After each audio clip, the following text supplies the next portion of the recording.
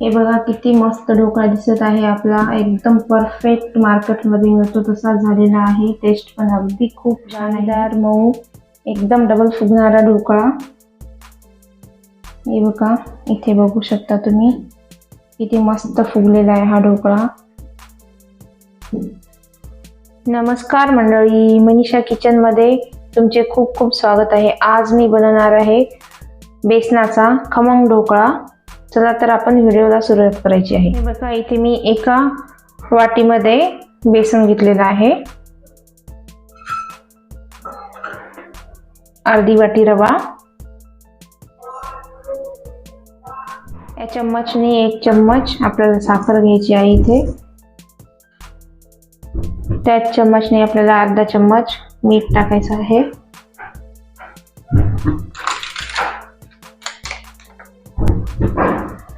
अर्धा चम्मच कुकिंग सोडा, 1 चम्मच सायट्रिक ॲसिड आणि अगदी चिमूटभर हळद टाकायची आहे. हळद नाही जास्त घ्यायची आपल्याला, हळदीमुळं ढोकळ्याचा कलर बदलू शकतो. अर्धा चम्मच तेल टाकायचं आहे. आता आपल्याला ज्या वाटीने मी बेसन घेतलेलं आहे त्याच वाटीने आपल्याला 1 वाटी पाणी टाकून हे मस्त फेटून घ्यायचं आहे. लक्षात ठेवा इथं आपल्याला हे सर्व जिन्नस टाकल्याच्या नंतर एकाच साईडने हे बेसन रवा फेटून घ्यायचा आहे. हे बघा किती मस्त आपलं बॅटर फुलून येत आहे. बघा तुम्ही, याला एकच डायरेक्शन मध्ये फेटायचं आहे आपल्याला, त्यामुळे यामध्ये हवा भरपूर भरल्या जाईल आणि आपला ढोकळा खूप फ्लफी होईल.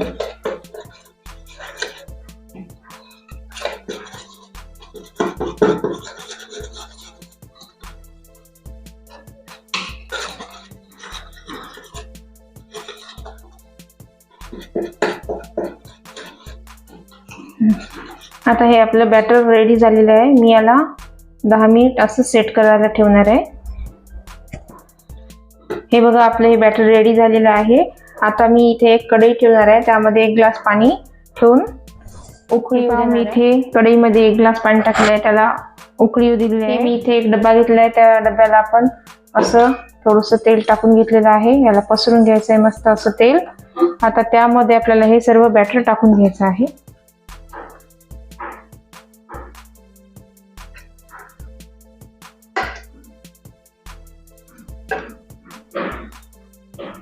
आता यामध्ये आपल्याला हा डब्बा ठेवून यावरती ठेवून आपल्याला 10 मिनिट हे ढोकळा वाफून घ्यायचा आहे. हे बघा 10 मिनिट झालेले आहे.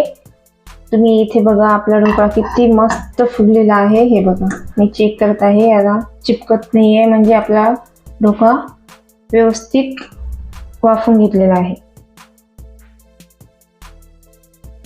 आता आपण या ढोकळ्याचे काप करून घ्यायचे आहेत. तुम्हाला हवे तसे तुम्ही लहान मोठे काप करू शकता.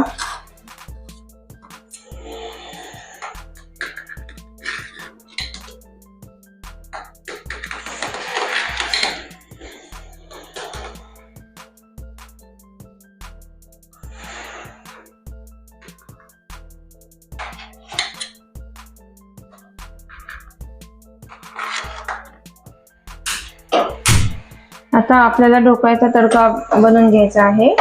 या तडक्या पॅन मध्ये आपल्याला 2 चम्मच तेल घ्यायचे आहे.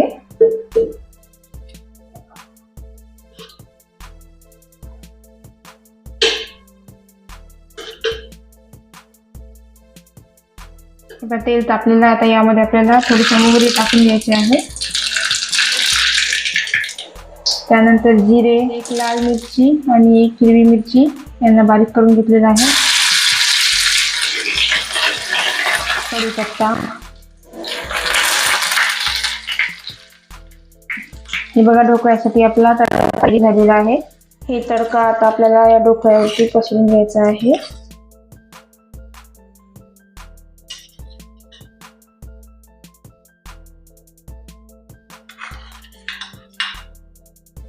आपण तडका पसरून घेतला आहे. आता यावरती आपण सर्व कोथिंबीर पसरून घ्यायचं आहे.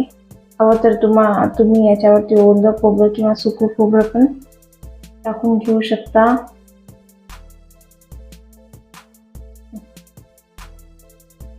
हे बघा किती मस्त ढोकळा दिसत आहे आपला, एकदम परफेक्ट मार्केटमध्ये मिळतो तसा झालेला आहे. टेस्ट पण अगदी खूप छान आहे.